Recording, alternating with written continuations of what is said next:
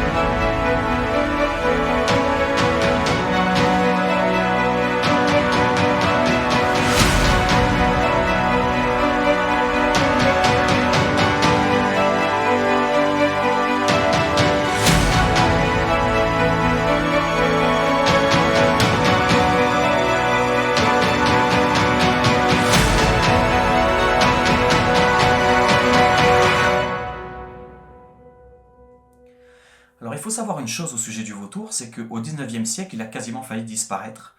C'est une période assez néfaste où on avait tendance à vouloir éliminer tous les grands prédateurs, que ce soit les ours, les loups, etc. Et alors ça s'est fait de plusieurs manières, soit à la carabine, soit au piégeage, soit à l'empoisonnement. Ils se sont mis à les empoisonner aussi. Et ce qui s'est passé, c'est que le vautour étant nécrophage, lorsqu'il allait se nourrir d'une carcasse empoisonnée, eh bien il s'empoisonnait lui-même à son tour. Donc une forte partie de la population de vautours a péri à cause de l'empoisonnement. Et puis après, sans parler aussi de la chasse, il était tiré, il était tiré à la carabine parce que, par méconnaissance et par ignorance, encore une fois, c'est vrai que c'est un animal qui a toujours eu mauvaise réputation, qu'on a toujours associé à la mort, à la putréfaction. On a toujours eu cette image du vautour qui sort la tête d'une carcasse, la tête pleine de sang, tout ça. Enfin bref, il a toujours une mauvaise image. Et puis il y avait tous ces contes, toutes ces histoires complètement exubérantes où on disait que attention, un jour il va emporter un enfant, il emporte, si moi je les ai vus, ils ont emporté un enfant, ils ont emporté un agneau, ils ont emporté alors ce qui était totalement faux, puisque en fait c'est physiquement impossible pour le vautour. Il faut savoir qu'il n'est absolument pas armé pour ça, il n'est pas armé pour tuer. Contrairement à l'aigle qui lui va tuer avec ses serres, puisqu'il a des serres conçues à cet effet, il va tuer avec les serres, en serrant, puisqu'il a des serres pinçantes. Il faut savoir que le vautour, lui, n'a pas de serres pinçantes. Il n'est absolument pas armé pour ça, c'est-à-dire que lui, au niveau des serres, il a ce qu'il faut pour pouvoir s'accrocher à une falaise, il a ce qu'il faut pour pouvoir maintenir à la limite un bout de viande par terre ou un truc comme ça, mais il n'a pas de serres pinçantes. Donc en fait, il n'a aucune possibilité ni de tuer, ni même d'emporter quoi que ce soit. Donc c'est là où c'était complètement aberrant, c'est qu'en fait, par ignorance, ils se sont imaginés plein de choses, c'était un peu l'époque de la chasse aux sorcières, et donc voilà. Alors maintenant, depuis le début des années 2000, fin 99, plusieurs associations se sont lancées le pari de réintroduire le vautour dans son milieu naturel. Alors, il y a plusieurs associations, il y a la LPO, mais pas que, il y a Jeep Connect, il y a plusieurs structures comme ça qui ont mis en place des programmes comme ça de réintroduction, et des programmes qui se passent très bien, qui ont été un réel succès, puisqu'aujourd'hui dans le Verdon on compte à peu près, je crois, 400 ou 500 individus, dont une centaine de couples qui sont installés. Donc c'est un programme qui fonctionne bien. On en a aussi dans les baronnies provençales, on en a dans les Pyrénées, mais je crois que les premières réintroductions, les premiers lâchers ont été faits dans le Verdon, au-dessus du petit village de Rougon. Donc voilà, c'est un réel succès. Alors ça ne veut pas dire qu'il faut relâcher notre attention, parce que c'est quand même une espèce, voilà, il faut réussir à concilier tout le monde, l'humain et l'animal. Donc pour l'instant ça fonctionne. Et ça fonctionne aussi parce que ces associations, lorsqu'elles ont réintroduit le vautour, elles n'ont pas imposé l'animal à la population locale, aux éleveurs locaux. Ils sont d'abord passés par une étape de sensibilisation, d'information, et puis ils ont fait une sorte de partenariat, d'association avec les éleveurs où, en quelque sorte, ils leur ont proposé de se servir du vautour comme écarisseur naturel, puisque pendant des années, en fait, pour une raison d'hygiène, l'État imposait aux éleveurs, lorsqu'ils avaient des pertes dans leurs troupeaux, de les envoyer à l'écarissage industriel. Et parfois, il fallait faire venir un camion, faire 400 bornes à un camion pour venir chercher une carcasse et puis aller l'incinérer 400 km plus loin. Donc ça avait un coût pour l'éleveur, ça avait un impact environnemental, parce qu'un camion, voilà, empreinte carbone, tout ça. Et donc là, finalement, tout le monde y trouve son compte, puisque maintenant, les éleveurs, lorsqu'ils ont des pertes, ils les confient à l'association. Alors il y a plusieurs possibilités, il y en a deux possibilités, c'est soit ils les confient à l'association, ils viennent les chercher, et ils viennent les amener directement à ce qu'on appelle une volière, qui est au-dessus de Rougon. Alors ça c'est génial, c'est un endroit où les vautours c'est une zone transitoire pour le vautour lorsqu'il sort d'un élevage et qu'il va être relâché dans la nature, et bien pendant quelques temps, il va être placé dans cette volière pour s'habituer un petit peu à son environnement, pour s'imprégner aussi de la présence de d'autres individus, d'autres rapaces qui seront là, d'autres vautours qui seront là présents autour de la volière. Et c'est aussi une zone où ils viennent apporter les carcasses pour nourrir les vautours. Donc du coup, c'est de l'équarrissage naturel, propre, et les vautours font très bien le job. Alors il y a une autre possibilité aussi pour les éleveurs, c'est d'avoir ce qu'on appelle des petites placettes. Donc c'est une petite structure qu'ils mettent en place à proximité de leurs exploitations, c'est une petite clôture. Il faut que ce soit quand même un petit espace clôturé pour éviter qu'il y ait tous les animaux qui viennent se servir. Et quand ils ont une petite dalle de béton, quand ils viennent poser une bête comme ça qu'ils ont perdue dans leur troupeau, ils posent la bête et en 1 heure c'est plié. Les vautours sont venus, ont fait le job, ça leur coûte rien du tout, et puis c'est propre, c'est sain, c'est nettoyé.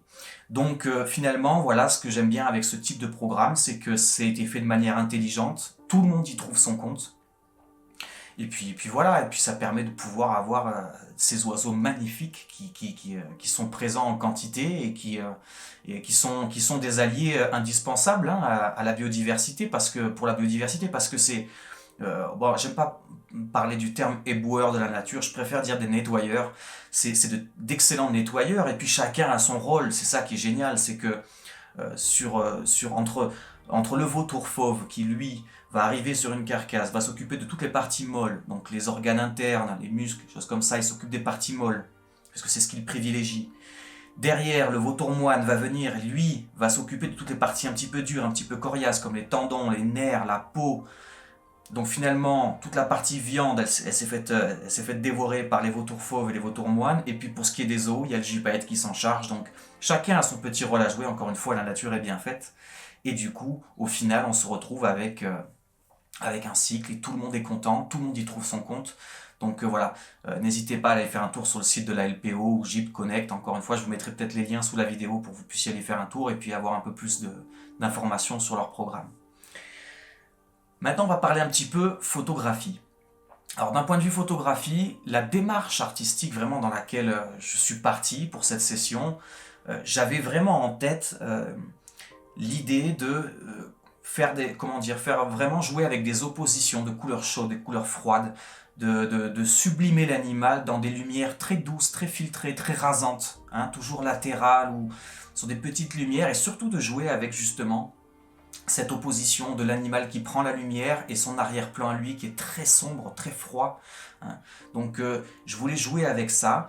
Et puis surtout, aussi d'un point de vue composition, j'avais envie c'est pour ça que j'ai fait beaucoup de plans serrés sur l'animal, parce que je voulais vraiment rentrer en détail dans l'animal. Je voulais qu'on puisse voir toutes ces petites choses qu'on ne voit pas quand on est en dessous, qu'on les voit planer au-dessus de nous comme ça. On ne distingue pas à l'œil nu, on ne voit pas trop.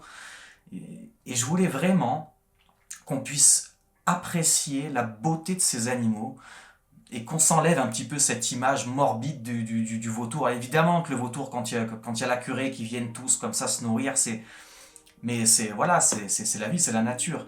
Mais après, à côté de ça, c'est un animal qui est fantastique. Et je voulais vraiment qu'on ait cette image de cet oiseau qui est majestueux, qui est juste superbe de par sa voilure qui est hyper imposante. C'est quand même 2,50 m pour le vautour fauve, jusqu'à 2,90 m pour le vautour moine, voire peut-être plus pour le gypaète. Donc c'est 8 à 10 kilos de plumes comme ça qui vous dépassent. C'est une voilure qui est juste énorme, et quand on voit cet animal comme ça planer, c'est juste fantastique. Et je voulais vraiment qu'on voit ça et qu'on ressente ça.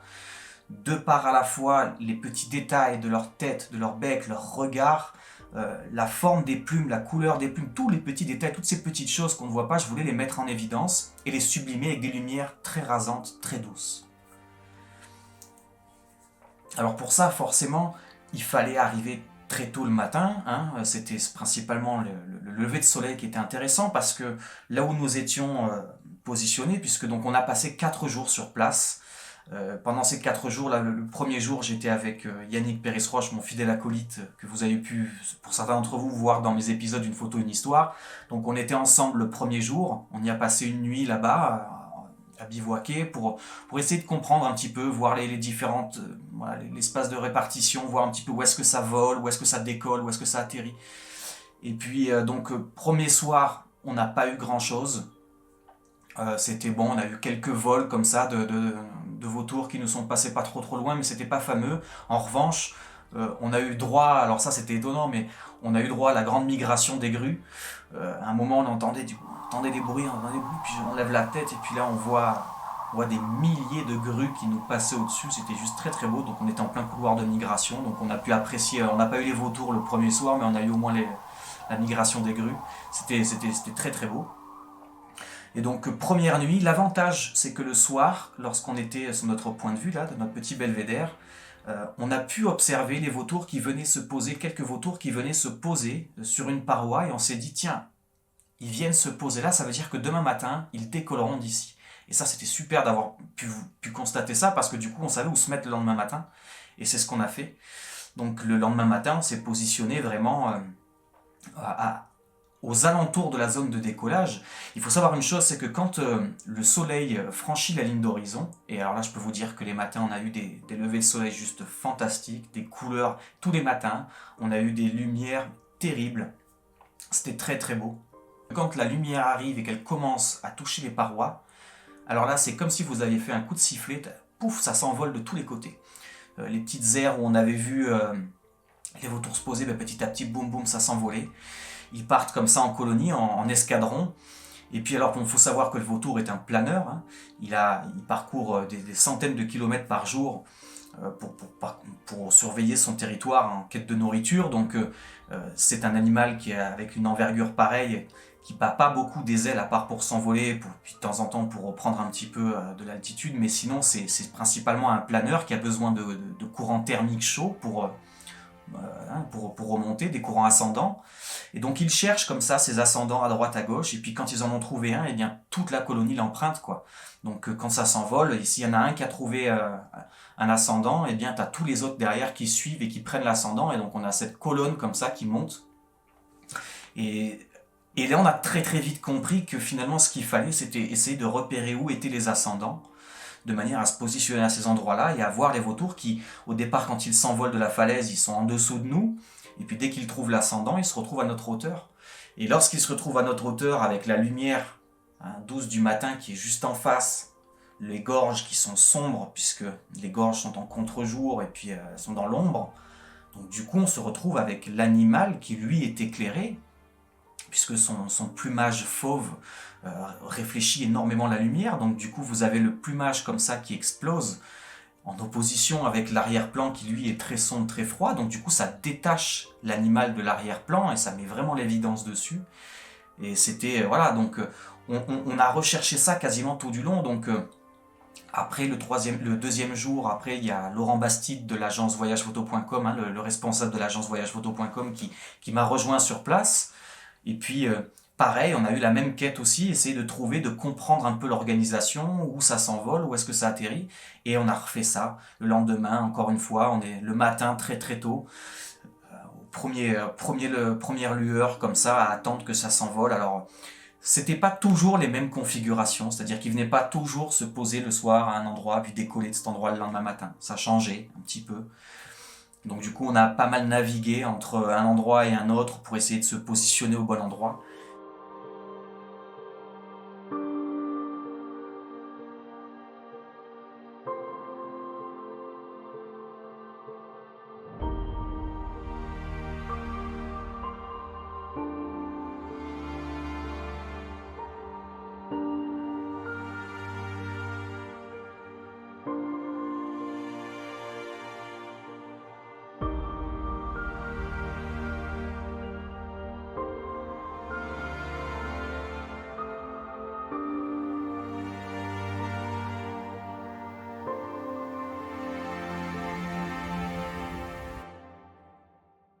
Mais dans l'ensemble, on a quand même eu beaucoup de chance. On a eu le droit à des vols d'escadron comme ça dans des lumières terribles, à proximité, pour vous dire, à 600 mm. La plupart des images, il y en a certaines où j'ai même pas les ailes, hein, les ailes sont coupées et il n'y a aucun recadrage. C'était vraiment, euh, c'était vraiment qu'ils étaient tellement proches à 600 mm que je faisais du plein cadre, quoi. Donc c'était, voilà, c'est- l'objet de cette session, c'était à la fois de comprendre un petit peu l'animal et essayer de le sublimer dans de belles couleurs, de belles lumières, et de juste de faire apparaître toutes ces petites et montrer ces petites choses qu'on ne voit pas comme ça quand on les observe à l'œil nu de loin.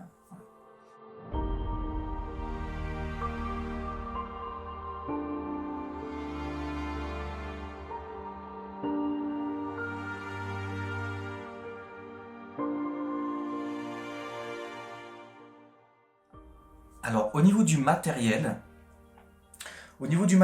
ce que j'ai utilisé durant les 4 jours, ça a été le 150-600 Sigma, le modèle sport, c'est mon fidèle caillou, je me régale avec cet objectif. Alors encore une fois, si je dis ça, je n'ai absolument aucun partenariat ni accord commercial avec qui que ce soit, c'est-à-dire que si je vous dis que j'ai ça et que j'aime bien, c'est parce que je l'ai et parce que je l'aime bien, c'est pas parce qu'on m'a dit de le dire.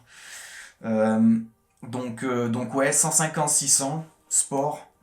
Donc il est entièrement tropicalisé.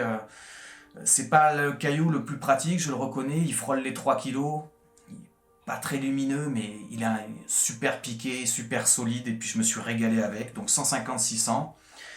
Au niveau du matériel, vous n'êtes pas obligé d'avoir une aussi longue focale, hein. Bon, Laurent, lui, avait pareil, hein. Il avait le 150-600, mais lui, il avait le modèle Tamron, le G2, qui est un super caillou aussi. Une petite merveille aussi. Donc on avait tous les deux la même amplitude focale, mais c'est pas une obligation. C'est pas une obligation. Je sais que, vous voyez même, Yannick, lui avait le premier jour, il avait sur un modèle APS-C, donc moyen format, il avait un 70-300. Bah, 70-300, ça fait largement l'affaire en APS-C, hein, ça fait un 450 mm, ça fait largement l'affaire. Je sais que même sur... Après, c'est tout dépend de la photo que vous voulez faire, quoi. C'est-à-dire que avec un 70-200, sur un plein format, avec un 70-200, on peut réaliser de super clichés aussi. Vous ferez peut-être pas un close-up comme ça sur l'œil ou un truc comme ça, mais vous allez avoir l'animal qui est assez proche quand même, donc puis vous pouvez l'intégrer aussi à son environnement. Donc il n'y a pas d'objectif pour. Il y a ce que vous voulez faire et l'objectif qui est adapté à ce que vous voulez faire. Donc un 70-200 peut faire aussi très très bien le job, il n'y a pas de souci. Après, je vous dis pas un 14 mm, bon, peut-être pas d'intérêt, mais voilà, 70-200 ça peut faire. Au niveau du boîtier, j'avais donc mon Nikon D750. Voilà, au niveau du matériel, rien de plus. Je n'ai pas shooté sur trépied, étrangement. Enfin non, en fin de compte, c'est logique. On peut se dire, bah tiens, alors j'ai essayé, hein, je me suis mis sur pendulaire pendant une petite session et en fait je me suis rendu compte que j'étais restreint à des axes qui ne me convenaient pas parce que l'oiseau il est imprévisible, un coup il va vous passer pile au-dessus de la tête, un coup il va vous passer tout en dessous et parfois on est bloqué, donc le mieux c'était de faire à main levée. De toute manière, je veux dire, vu qu'on shoot à des vitesses d'obturation qui sont relativement rapides, c'est pas bien gênant d'être à main levée. C'est juste que voilà, avec le 150-600 sport, on se fait un peu les biceps. Mais voilà, il est stabilisé, machin, il n'y a pas de souci. Au niveau des réglages, quasiment pendant les 4 jours, j'ai toujours été en priorité vitesse. Et au niveau de la vitesse, je m'étais calé, j'ai rarement été en dessous du 500e. Il y a eu des moments où je me suis mis au millième parce que voilà, les vautours, je voyais qu'ils passaient très très vite et très très proches, donc pour pas me louper. Mais ouais, j'ai toujours été à peu près entre au 500e ou au millième en ISO automatique. Pourquoi ISO automatique? C'est tout simplement parce que cet objectif que j'ai, il a une ouverture maximale à 600 mm de 6.3. Et 6.3 c'est pas très lumineux quand on est sur des lumières de lever du jour, qu'on est sur des lumières très très douces. C'est pas suffisant, voilà, ça manque un petit peu de lumière, donc pour compenser le fait que j'étais à 500 ou 500e, 300e je crois à un moment, eh bien je mettais en ISO automatique, mais voilà, j'ai un boîtier qui gère plutôt bien, c'est monté rarement au-delà des 3200 ISO, hein, pour tout vous dire. Voilà. Ah oui, très important par contre. Alors ça c'est vraiment très très important, c'est la mesure. La mesure de lumière sur le boîtier. Je l'ai calibré sur la mesure spot. Alors alterner entre spot et pondéré central. Pourquoi? Parce que, eh bien encore une fois, c'est une question de dynamique, c'est-à-dire que lorsque l'animal qui lui est donc avec son plumage fauve réfléchit la lumière, donc lui est très lumineux, lorsqu'il prend les rayons, il est très lumineux, et que derrière vous avez un arrière-plan qui est très sombre, et l'arrière-plan est dominant, hein, et majoritaire même, j'ai envie de dire, puisque l'oiseau, c'est ça, au milieu de tout le reste du cadre qui est très sombre. Donc si on se met en mesure matricielle, ce qui va se passer, c'est que la mesure de lumière va se faire sur l'intégralité du cadre, la moyenne va être réalisée, et ça va prendre en compte cette partie sombre qu'il y a derrière. Donc ça va vouloir exposer la partie sombre qui est derrière. Et le problème, c'est qu'en faisant ça, vous allez forcément cramer à un moment, à un endroit ou à un autre, des parties du vautour, puisque lui, il prend la lumière et lui est très lumineux. Surtout les parties du cou, comme ça, les collerettes qui sont blanches. Donc voilà. Donc pour pallier à ça, j'ai utilisé la mesure spot. La mesure spot parce que, alors par contre, pour le coup, il faut être précis, hein, quand on est à main levée, il faut être précis, il faut vraiment mettre le collimateur sur l'oiseau, parce qu'au moins la mesure se fait sur la zone lumineuse, et vous êtes sûr que, eh bien, derrière, vu que vous êtes dans un mode de priorité, donc derrière, le calcul va être fait sur la zone lumineuse, donc vous allez correctement exposer votre sujet principal, qui est le vautour, et dans la lumière que vous voulez, vous n'allez pas cramer. Donc ça va prendre en compte vraiment en mesure spot que la partie lumineuse. Mais alors pour ça, encore une fois, il faut être précis, il faut vraiment avoir le collimateur sur l'oiseau. Hein, si vous décrochez un petit peu, que d'un coup vous mettez le collimateur sur l'arrière-plan sombre, bon, vous allez rater votre cliché. Mais donc voilà. Mais mesure spot, voire pondéré central à certains moments de la journée. Mais voilà, c'était indispensable pour vraiment exposer correctement l'oiseau sans cramer, puisqu'encore une fois, voilà, c'est une question de dynamique. Après, jongler avec la compensation d'exposition, de temps en temps un petit moins 1, moins 0,3, moins 0,7 ou plus 1, enfin bref, on jauge après, on jauge plus qu'avec la compensation d'exposition, mais en règle générale, voilà quels ont été les réglages pour réaliser ces images. Voilà, alors je terminerai avec un petit moment de sensibilisation juste pour vous dire, voilà, de faire toujours attention. Encore une fois, c'est pas parce que c'est un animal qui vient d'être réintroduit et qu'il est habitué à l'homme, etc., qu'on peut s'approcher, qu'on peut faire ce qu'on veut avec, pas faire n'importe quoi. Alors autant les adultes voilà, vous n'allez pas déranger trop les adultes. En revanche, attention, parce que voilà, faut savoir un truc, c'est que de janvier à août, c'est une période de nidification. Donc c'est des périodes qui sont sensibles, il y a des aires à éviter, il ne faut pas trop s'en rapprocher. Les petits, eux, ne sont pas du tout habitués à l'homme, donc ne connaissent pas l'homme, donc voilà, vous pouvez faire peur, vous pouvez causer des dégâts dans les nids. Donc voilà, évitez ça. Je pense aussi aux grimpeurs dans le Verdon, puisque c'est quand même le paradis de la grimpe. La LPO a mis des petits panneaux comme ça au départ des voies pour dire que voilà, attention, il y a des nichés en ce moment dans ces voies-là. Donc voilà, ça serait cool si vous évitiez ces voies-là. Il y en a tellement dans le Verdon, il y a largement suffisamment d'espace pour que à la fois les grimpeurs, les promeneurs, donc en gros l'humain et le vautour puissent être tranquilles chacun de son côté, puis partager cet espace. Voilà, c'est valable aussi pour les photographes, hein, je veux dire, ça sert à rien de vouloir s'approcher à 50 cm de l'air pour faire des clichés. Vous risquez plus de foutre le bordel qu'autre chose. Investissez dans une longue focale à la place. Voilà. C'était la petite partie sensibilisation. J'espère que ça vous a plu. Tout ça, ça a été fait dans le cadre d'un repérage destiné à créer un stage, puisque je voudrais créer un stage photo sur la thématique du vautour fauve. C'est en place, je vous en dis pas plus. Pour l'instant, je veux vraiment que tout soit carré. Donc pour l'instant, j'ai repéré le Verdon. Je compte repérer aussi les baronnies provençales. Enfin, voilà. Je vais le mettre en place. C'est un programme qui va voir le jour. Mais pour l'instant, je peaufine, j'affine. Et puis quand tout sera bien, je vous sortirai ce programme dans les détails. Voilà, j'espère que ça vous a plu. Je vous souhaite une bonne soirée, une bonne après-midi. Et puis je vous dis à très bientôt. Allez, ciao!